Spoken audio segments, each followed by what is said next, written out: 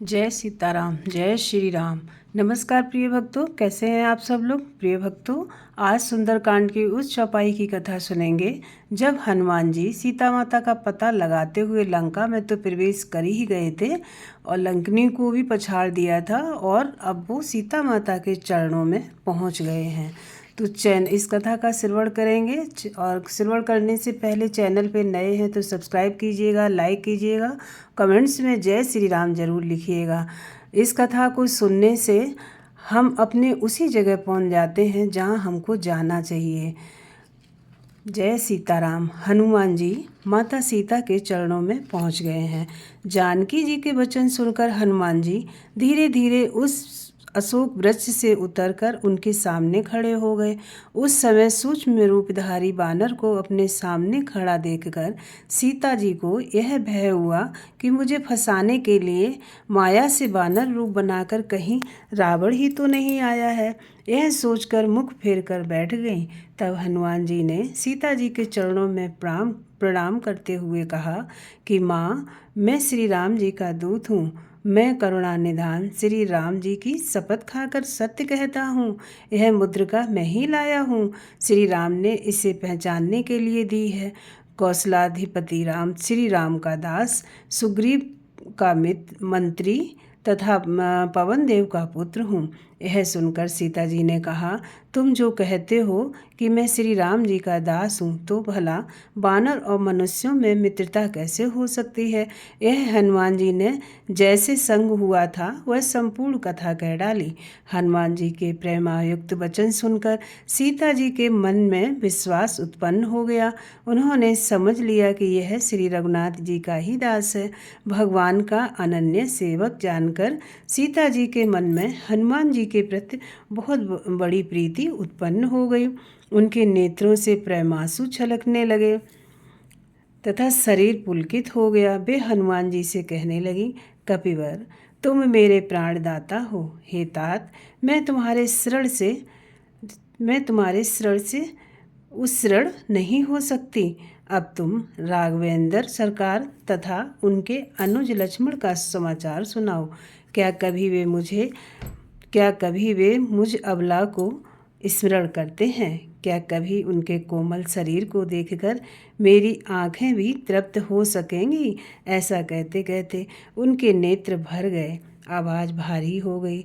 किसी तरह से अपने आप को संभाल कर उन्होंने कहा, हनुमान, मुझे दुख है कि मैं सर्वसमर्थ होने पर भी मेरे प्राणनाथ ने मुझे भुला दिया है।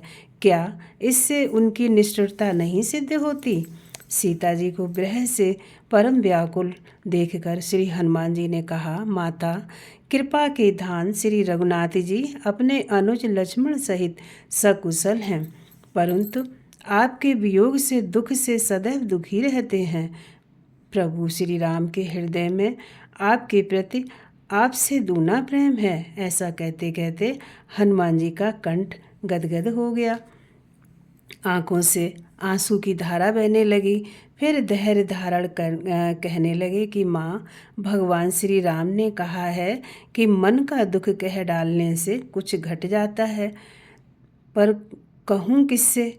यह दुख कोई जानता ही नहीं है। हे प्रिय, हम दोनों के प्रेम का रहस्य केवल मेरा मन ही जानता है। वह भी इस समय मुझे छोड़कर तुम्हारे ही पास रहता है। बस मेरे प्रेम का रहस्य इतने में ही समझ लो। इतना सुनते ही श्री जानकी जी प्रभु के प्रेम में ऐसी मग्न हो गईं कि उन्हें अपने शरीर की सुधि भी नहीं रही। श्री हनुमान जी पुनः कहा, माता, हृदय में धैर्य धारण करो। रघुनाथ जी के बाणों द्वारा अब लंका के राक्षसों को भस्म हुआ ही समझो एक तरीके से।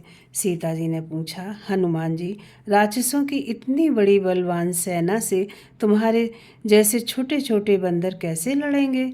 यह सुनकर हनुमान जी ने अपना विशाल देह प्रकट किया।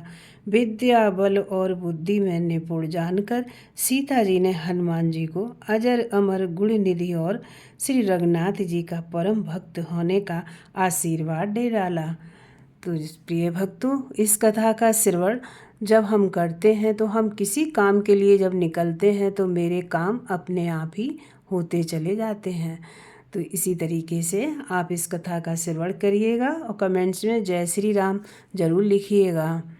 राम नाम की चाबी ऐसी हर ताले को खोल दे, काम बनेंगे बिगड़े सारे, जय श्री राम बोल दो।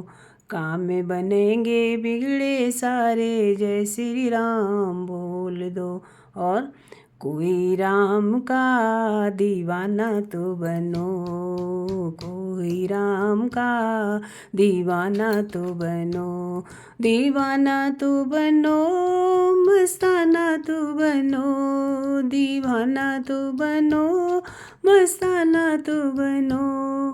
कोई राम का दीवाना तो बनो, कोई राम का दीवाना तो बनो। तो प्रिय भक्तों, ज़रूर सुनिएगा इस कथा को और कमेंट्स में जय श्री राम ज़रूर लिखिएगा। चलिए तो फिर अगले मंगलवार को मिलते हैं। जय श्री राम।